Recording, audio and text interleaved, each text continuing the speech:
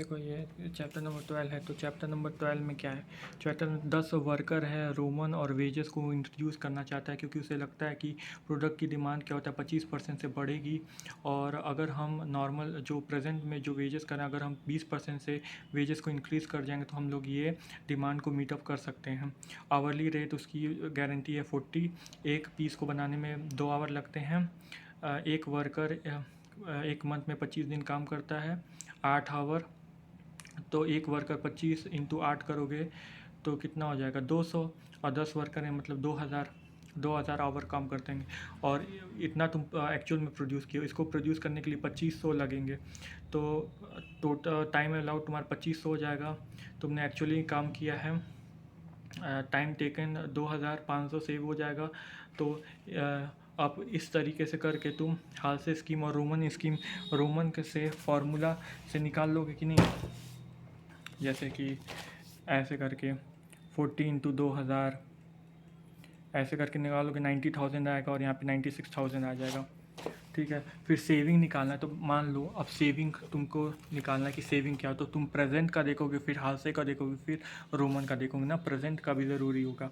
तो हालसे का तो अभी निकाले थे 90,000 96,000, और प्रेजेंट में कितना है, तो प्रेजेंट में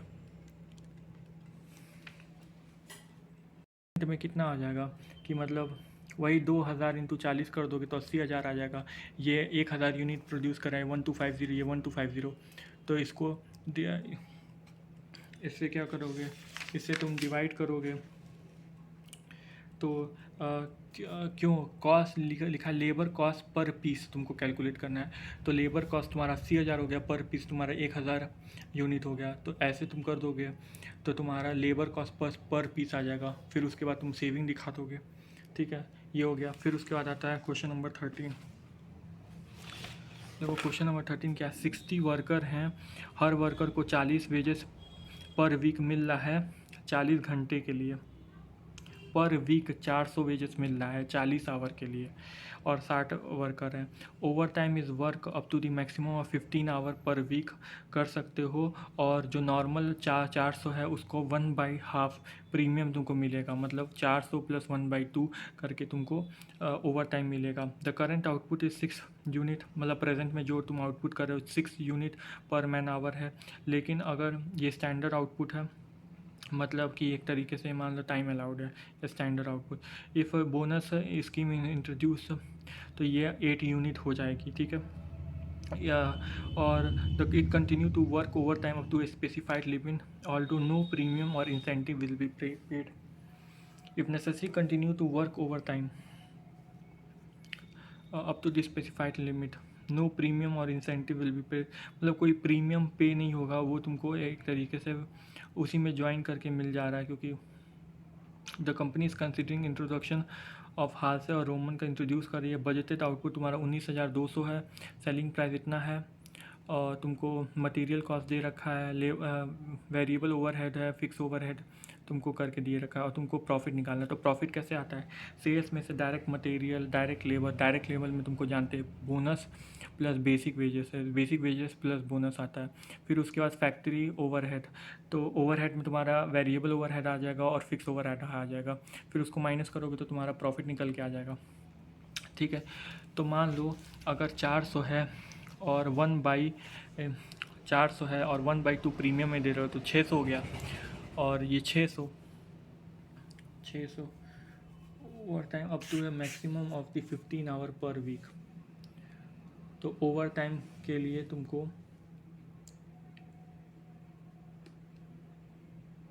ओवर टाइम तुम्हारा हो जाएगा 400 और 1/2 प्रीमियम का, मतलब कि 40 आवर से तुम डिवाइड करोगे, 40 आवर से तुम डिवाइड करो 15 आ जाएगा।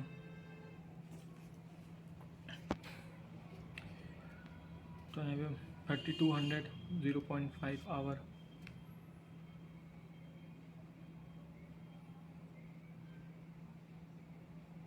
सुनो क्या करना, हाँ तो वो आगे तुम्हारा 15 ओवर टाइम का आ जाएगा, 400 + 40 ये 10 आवर आ जाएगा। अब देखो ये ऐसे किया हुआ है, देखो यहाँ पे लिखा हुआ है कि 15 hour per paid at time rate plus plus लिखा हुआ है, मतलब कि 400 डिवाइडेड बाई 40 करो 10 आ गया, प्लस उसमें 1/5 ऑफ 10 करोगे तो 5 आ जाएगा, तो 15 हो जाता है। तो वही 15 का रेट हो जाएगा। तो क्या होता है प्रेजेंट में क्या होगा, जो 2400 जो तुम कितना कर रहे हो, मतलब कि जो 40 वर्कर हैं, 40 इंटू 60 करोगे तो कितना आएगा, 2400 आएगा। तो 2400 को 10 पर आवर से दोगे, और जो 800 तुम एक्स्ट्रा वर्क कर रहे हो वो 15। अब तुम बोलोगे कि ये कैसे आया, ये 3200 कैसे आया, क्योंकि तुम 19,200 यूनिट, क्योंकि बजटेड वीकली आउटपुट कितना है, 19,200 यूनिट, और एक यूनिट को बनाने में प्रेजेंट में कितना लगता है, 6 पर यूनिट आवर। तो उसको डिवाइड बाय 6 करोगे तो 3200 आ जाएगा। लेकिन जैसे ही तुम बोनस वाला स्कीम इंट्रोड्यूस करोगे तो वो कितना हो जाएगा, 8 यूनिट। तो 19,200 को डिवाइड कर दोगे 8 से, तो कितना आएगा, 2400 आ जाएगा। तो वही, तो यहाँ पे 3200 है, तो 3200 में 2400 तो 60 × 8 करके है, 60 करके है, और बाकी का जो 800 है वो प्रीमियम के अमाउंट पे चार्ज होगा। और यहाँ पे हादसे वाला तो जानते ही हो क्या होता है, time taken into rate plus 50% of time saved into rate. और ऐसे ही रोमन का होता है time taken upon time allowed into time saved और इंटू रेट पर आवर। तो इस तरीके से तुम निकाल लोगे। और सेलिंग सेल्स का क्या, 19,200 यहाँ पे आएगा इंटू 11, फिर 19,200 इंटू 11, ये भी डायरेक्ट मटेरियल में भी यही चीज़ सारे में हो जाएगा। डायरेक्ट लेबर वाला तुमको बता दिए। फैक्ट्री ओवरहेड यहाँ पे लिखा हुआ है, फैक्ट्री ओवरहेड 0.5 पर डायरेक्ट लेबर आवर। तो यहाँ पे 3200 लेबर आवर है, यहाँ पे 2400 लेबर आवर है, और यहाँ पर भी 2400 लेबर आवर है। फिर उसके बाद फिक्स ओवरहेड क्या है, 9000 पर वीक, और हम लोग पर वीक का ही डेटा निकालना है। तो यहाँ पे 6000 लिखो, यहाँ पे 9,000 सब में लिखा जाएगा, ठीक है। ये गलत लिख दी हो बेसिकली, 9,000 सब में लिखा जाएगा। तो बस उसके बाद क्या हो जाएगा, प्रॉफिट आ जाएगा। तो प्रॉफिट आ जाएगा, और उससे कंपेयर कर लोगे तो इंक्रीज़ इन प्रॉफिट आ जाएगा। तो यही है।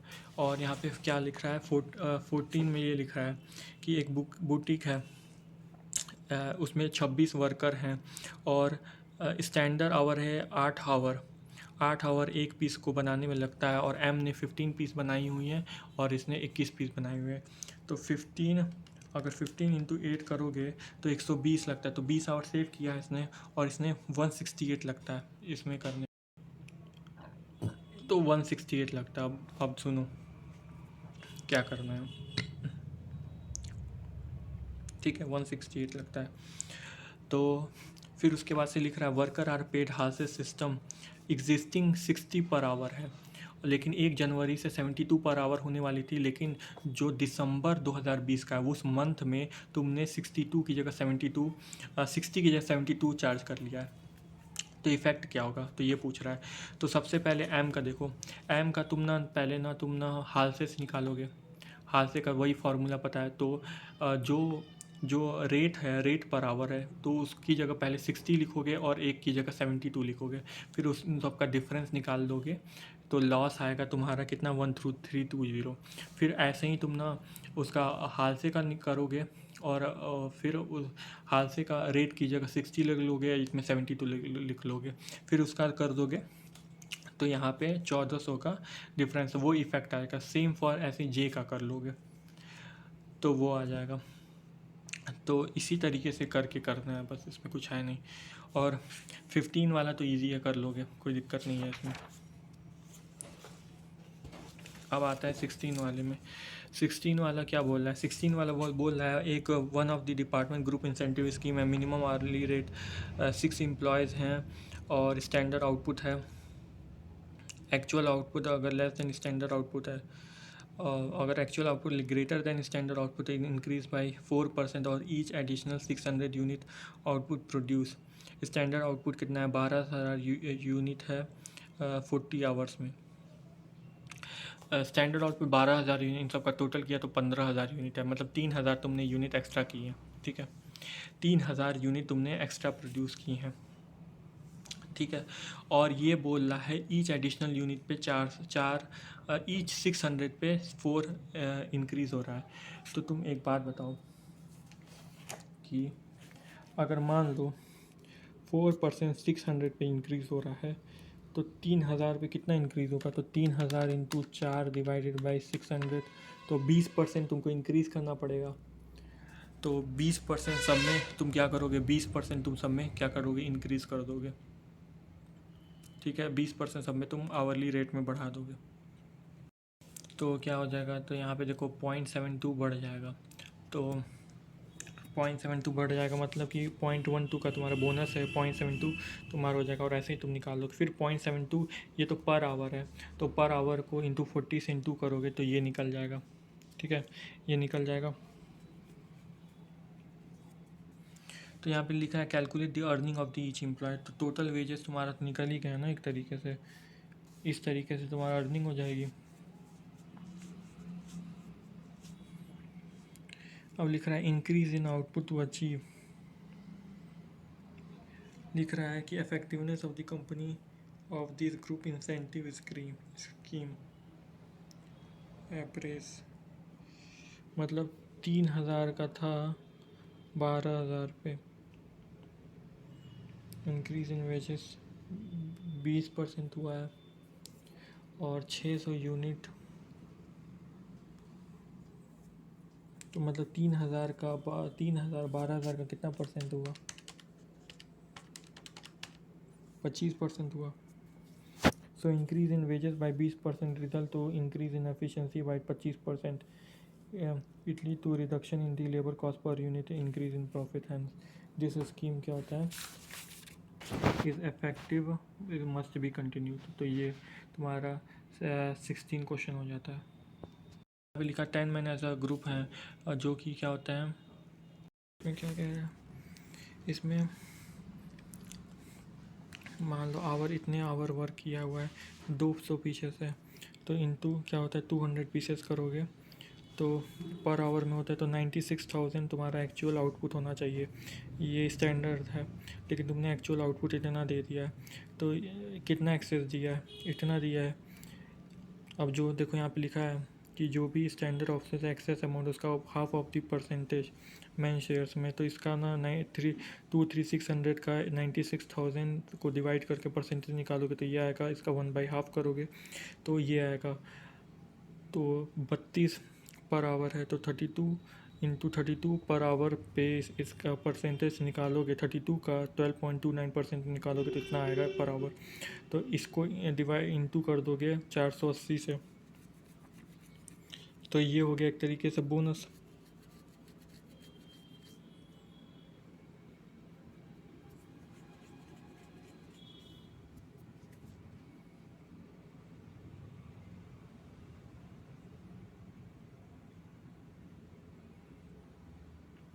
लिखा the percentage of the production excess of the standard amount is found 1/2 of the percentage considered as a man share. तो उसका हाफ परसेंटेज मैन शेयर होगा। The paid as a bonus, the each man in the group as paid as a bonus this percentage of the average wages rate 32। तो 32 के हिसाब से तुम इसका 480 से डिवाइड कर दोगे तो compute the rate and amount of the bonus. तो रेट तुमने कंप्यूट कर ली, फिर अमाउंट ऑफ द बोनस भी तुमने कंप्यूट कर दिया, रेट ये आ गई। फिर अमाउंट ऑफ द बोनस भी तुम कर दोगे।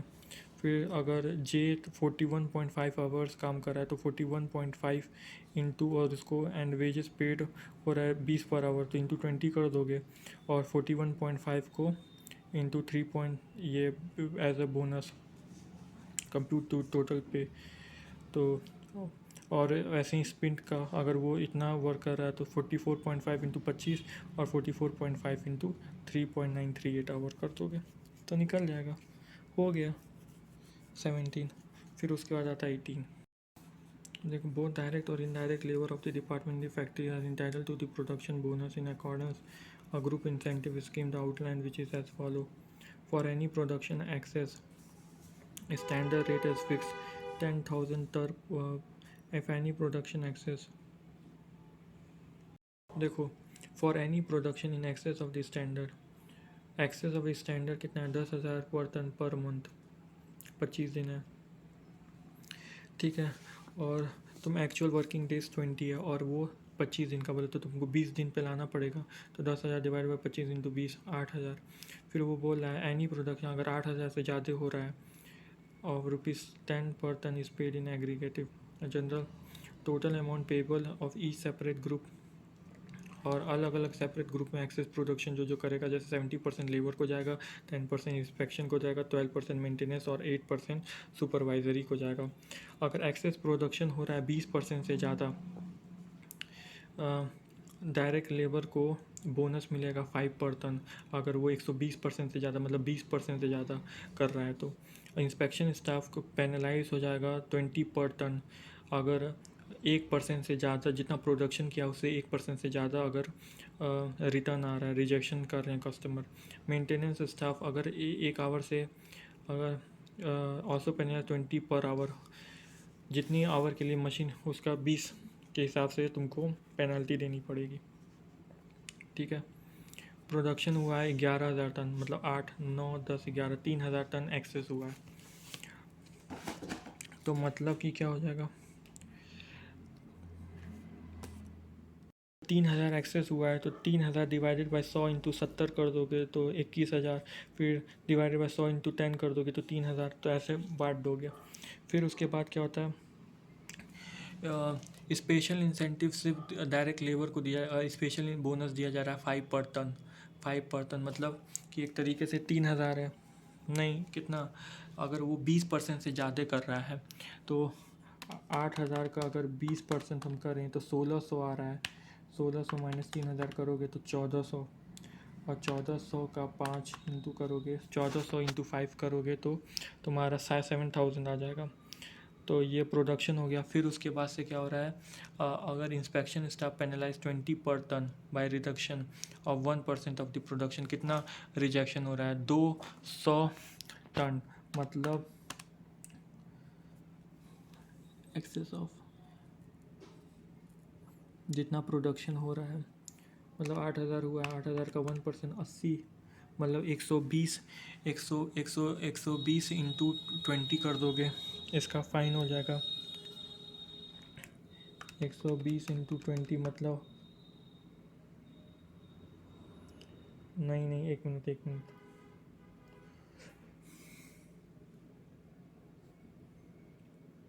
11,000 का क्या हुआ है, प्रोडक्शन हुआ है ना हम लोग के पास, सॉरी वो तो स्टैंडर्ड था 8,000, तो 11,000 का 1% 110 माइनस 200, 90, और 90, और क्या होता है 90 को अगर तुम 20 से करोगे तो 1,800 आ रहा है, तो यही 1,800 इसलिए आ रहा है।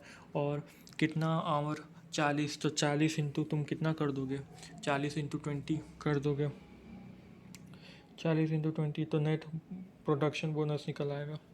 तो ये हो जाता है तुम्हारा 19। फिर आता है तो 19 में कुछ नहीं है कि ये दे रखा है तुम्हारा एम्प्लॉय 1 है, डेजिग्नेशन इतना है, वेजेस उसको इतनी मिलती है relating to the 4 employ, the normal working hour कितना है 6 days 48 पर वीक में 6 दिन काम होते हैं, आर 8 आवर पर डे। अगर 8 इंटू 6 करोगे तो 48 आएगा, मतलब 48 आवर तुम्हारा एक उसमें काम होते हैं एक वीक में। तो संडे क्या होता है, पेड हॉलीडे होता है और no other holiday during the month.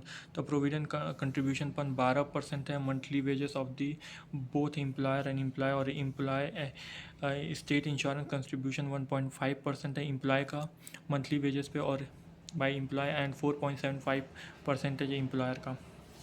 आप देखो ये लिख रहा है net wages payable by the employer of the month, bye the employer for the month. तो ऑब्वियसली से बात है, मेरे ख्याल से एम्प्लॉय का निकालेंगे तब क्या होता है, अगर एम्प्लॉयर का मतलब कि एम्प्लॉय को कितना देता है, ये net wages payable by the employer कितना एम्प्लॉय को, तो ये 600 देता है। फिर उसके बाद से payable by the employer for the month, wages payable by the employ, तो एम्प्लॉय को कितना मिलता है वही ना, तो उसमें से 12% तुम्हारा पीएफ कट जाएगा और 1.75% एस आई कट जाएगा, और जो 1.75% है वो 6400 पे कैलकुलेटेड होगा, ना कि 5632 पे। ठीक है, ये याद रखना। तो देखो बेसिक वेजेस ऐसे निकल जाएगी 64, तो ये 1 का है, ऐसे ही 2 का निकाल लोगे, ऐसे ही 3 का निकाल लो, ऐसे ही 4 का निकाल लोगे। मान लो 180 पर डे है और तुम कितना दिन काम कर रहे हो,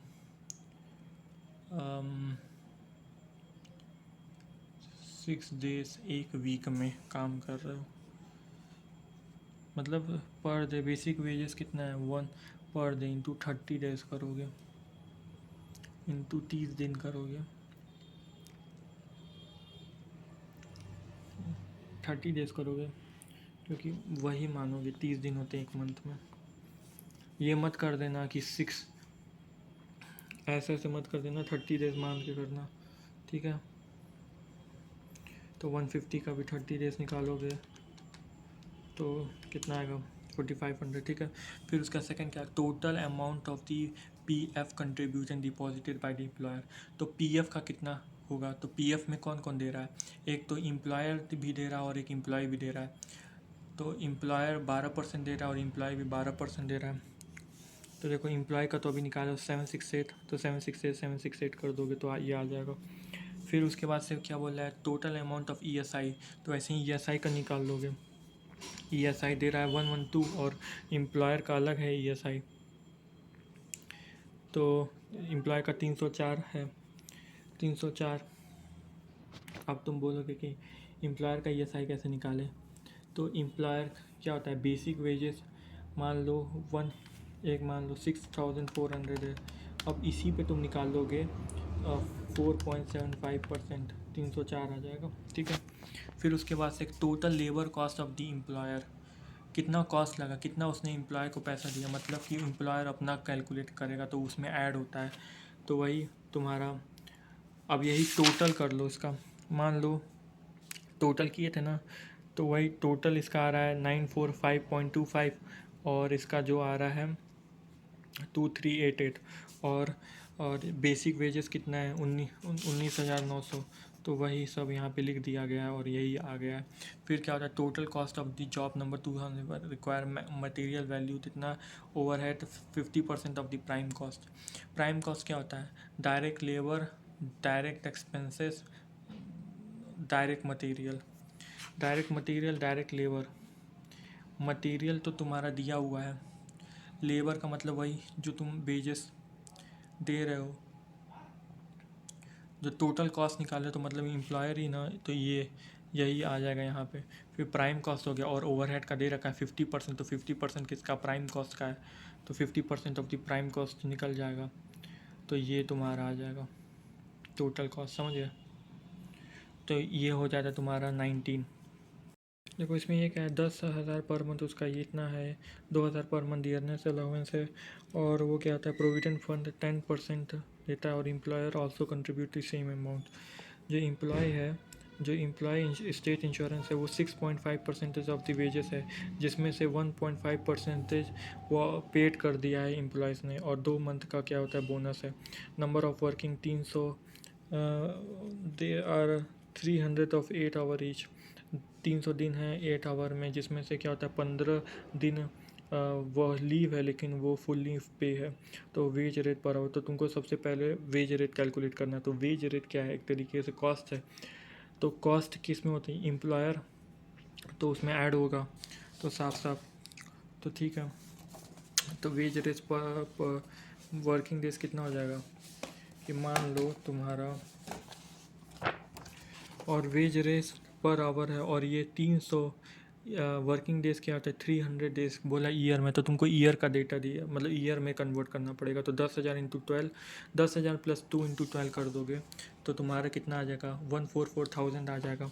फिर उसमें बाद तुमको ऐड करना पड़ेगा 10%, और फिर पेड बाय द एम्प्लॉयज़, तो एम्प्लॉयर का कितना हो जाएगा,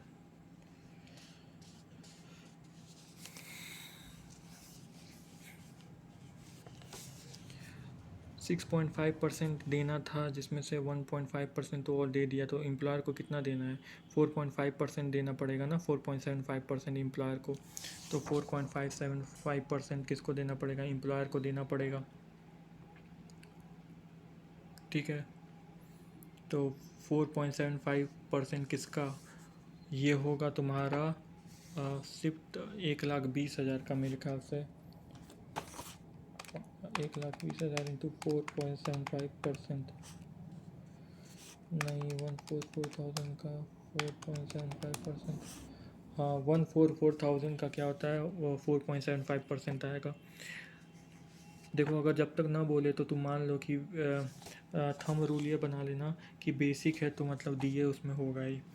तो फिर उसके बाद क्या होता है, बोनस कितना है? 2% ऑफ दी, लिखा है 2% wages as a bonus each year.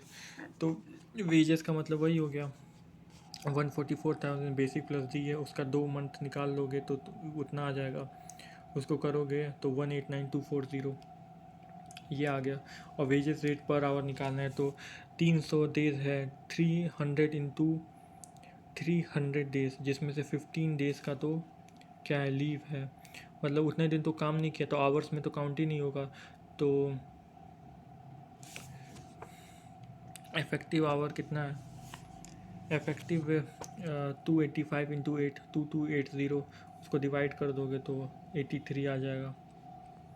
ये अच्छा क्वेश्चन है, देख लेना इसको एक बार, घुमाने वाला है।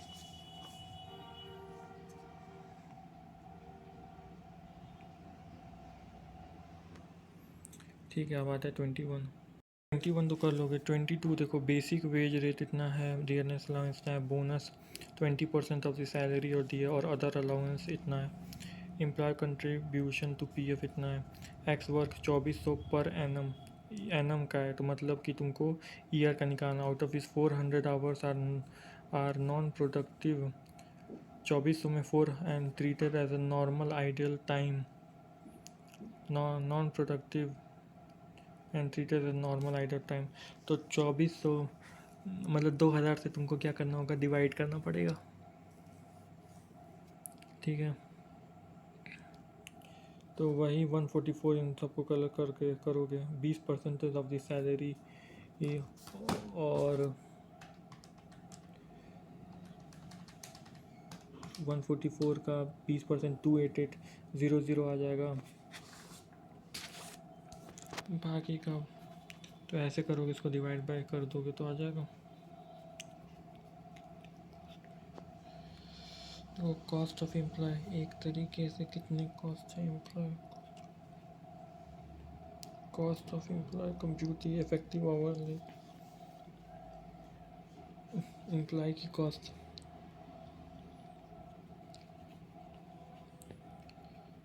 फिर वही एम्प्लॉयर ही ऐड होगा वो, क्योंकि कॉस्ट आ जाएगा तो फिर कॉस्ट से ही डिवाइड करोगे ना। फिर जैसे कि 23 आ रहा है, 23 तुम्हारा पूरा गलत हो गया था।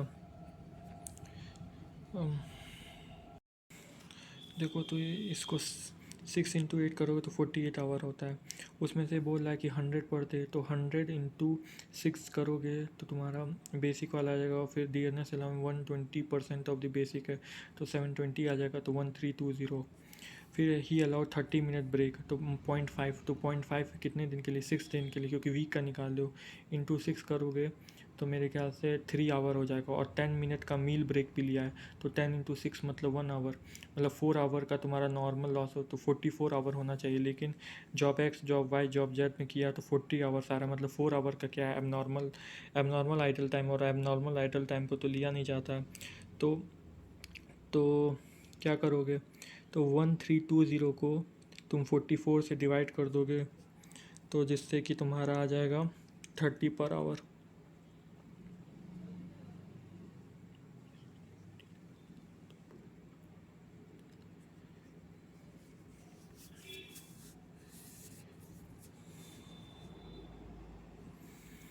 इस 15 आवर ये तो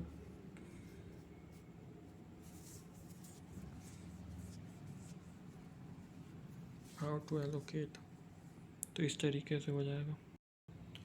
अब आता है 24 salary of the each employ per month का दिया हुआ है 30,000, ठीक है।